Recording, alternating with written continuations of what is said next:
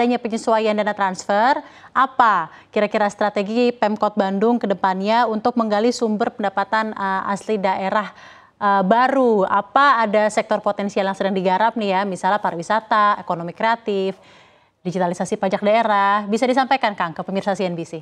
Oke, emang ada beberapa strategi yang dilakukan Pemkot Kota Bandung untuk meningkatkan PAD ya. Dari pajak daerah beberapa diantaranya, pertama itu kita melaksanakan sosialisasi melalui media sosial media elektronik dan mendekatkan pelayanan langsung pada masyarakat. Jadi sekarang ini bayar PBB di Kota Bandung nggak usah datang, udah bisa online seperti itu. Alhamdulillah dengan teknologi online ini orang jadi nggak usah langsung datang, bisa bayar lewat transfer, lewat berbagai via program yang ada di HP. Seperti itu kita lakukan saat ini. Baik. Kedua, meningkatkan pelayanan pembayaran pajak secara online tadi. Nah, kita jelaskan di Halo Bandung, di Humas Bandung, dan kita terapkan sistem pembayaran pajak online seperti itu. Ketiga, pemasangan alat rekam, kalau istilah sekarang mah tapping box, ada tapping apps gitu ya seperti itu pada wajib pajak. Kita ada 4.300 kalau tidak salah resto ya di Kota Bandung. Nah, itu kita coba nanti bertahap. Wajib pajak itu ditempelkan seperti itu alat rekam transaksi, baik itu di restoran, hotel, hiburan, termasuk juga di tempat parkir gitu. Ini tahapan-tahapan yang akan kami lakukan untuk menambah PAD Kota Bandung. Keempat juga melakukan tindakan terhadap wajib pajak yang tidak patuh, tentunya bekerja sama dengan kejaksaan dari Kota Bandung. Jadi kami menindak wajib pajak yang emang tidak patuh bayar pajak termasuk juga kami juga karena saya kerjasama dengan BPJS juga, saya mungkin langsung turun ke lapangan untuk menindak pengusaha-pengusaha yang tidak bayar pajak BPJS. Karena kalau tidak bayar pajak BPJS, imbasnya kepada kami juga UHC-nya bertambah seperti itu. Kelima juga melakukan operasi gabungan untuk penjaringan kendaraan bermotor yang belum bayar pajak.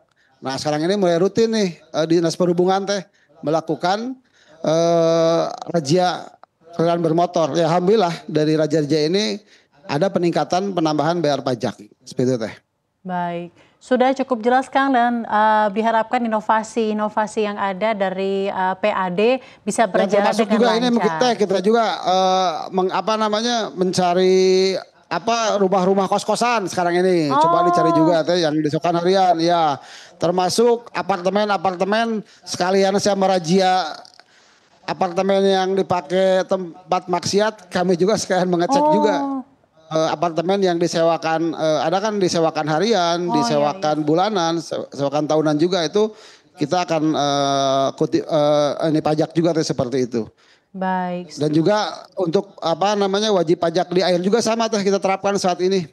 Walaupun izinnya kan dari pusat tapi kami sekarang lakukan pajak juga untuk wajib yang air tanah seperti itu. Baik. Dan juga saat ini Kota Bandung lagi menertibkan reklame kita sudah ada keluar Perda 5 tahun 2025 di mana sekarang ini di Bandung ini kan banyak sekali ribuan reklame yang tidak berizin Makanya kita sekarang tertibkan, kita ada aturan-aturan yang kita terapkan yang insya Allah Bandung akan menjadi tertib reklame, dan mungkin saya yakin reklame bisa meningkat 4-5 kali lipat nanti sudah Perda ini diterapkan. Udah berjalan sebenarnya. Dan juga tentunya pemberian insentif ini fiskal bagi para pelaku usaha yaitu event organizer dalam menjalankan event di Kota Bandung Makanya di Bandung ini sekarang ini bagaimana kami banyak sekali menjalankan event fun run, sampai termasuk tablik akbar, mengundang ustadz-ustadz yang ngetop gitu kan, penuh-penuh terus termasuk juga kecantikan dan lain-lain. Mereka banyak investasi, termasuk juga bagaimana kami membangun pusat kuliner di 30 kecamatan untuk menarik para wisatawan baik dari Kota Bandung sendiri, dari luar daerah Jawa Barat maupun dari mancanegara. Sekarang udah mulai penuh datang ke Kota Bandung. Baik. Makanya alhamdulillah sekarang Kota Bandung hotel sudah di atas 80-90%. Okupansinya luar biasa. Selain itu juga kalau kita ketahui banyak kota tuh kini mulai menyiapkan skema kemitraan dengan swasta atau public private partnership. Ya ini untuk mengisi ruang fiskal yang memang menyempit gitu ya.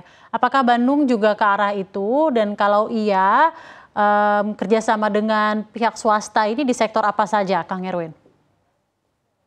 Terus terang sempat untuk PJU ini banyak tawaran di perusahaan kami terkait dengan proses KPBU teh sebagai jembatan menghubungkan kebutuhan publik dengan potensi swasta untuk mengakses pembangunan. Ini sudah beberapa kita kaji, ada yang mengajukan beberapa perusahaan tapi masih dalam proses teh seperti itu.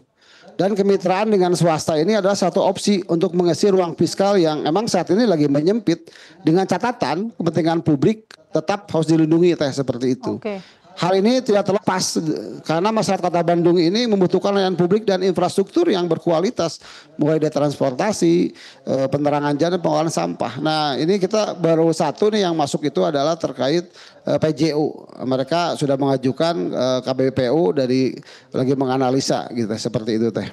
Baik, semoga berjalan dengan lancar. Belum ada yang jadi teh. Baik, Kang. Kang Erwin, kalau dalam konteks transformasi ekonomi daerah, dari Kang Erwin sendiri, apa pesan Anda kepada para pelaku usaha lokal supaya tetap optimis di tengah kondisi fiskal yang ketat dan kebijakan efisiensi dari pusat? Terima kasih teh, tentunya Pemkot Bandung sudah sangat expert. Pertama memberikan kemudahan izin gratis teh, kecepatan NIB aja bisa dalam waktu 3 menit sudah selesai, perizinan kita permudah. Dan kami saat ini juga melakukan pendampingan kepada UMKM. Karena Kota Bandung ini sekarang lagi membangun UMKM Center di 30 kecamatan. Terus membangun pusat inkubasi bisnis di 30 kecamatan. Membangun pusat kuliner 30 kecamatan teh. Nah, bagaimana kami memasukkan para pengusaha, anggap saja di golongan mustahik ini untuk menjadi mujaki teh. Yang awalnya disumbang, akhirnya dia bisa menyumbang seperti itu. Tapi dilatih dulu di pusat inkubasi bisnis teh, supaya mereka kita ajarkan literasi keuangan, digital marketing, termasuk juga ekonomi kreatif kita ajarkan kepada para pengusaha UMKM ini seperti itu. Tentunya juga Pemkot Bandung fokus pada efisiensi operasional, adopsi teknologi, serta kolaborasi sehingga akan meningkatkan daya saing meski kondisi fiskal ketat seperti itu teh. Baik. Tapi insya Allah target kami ini bisa turun sekitar 10% teh.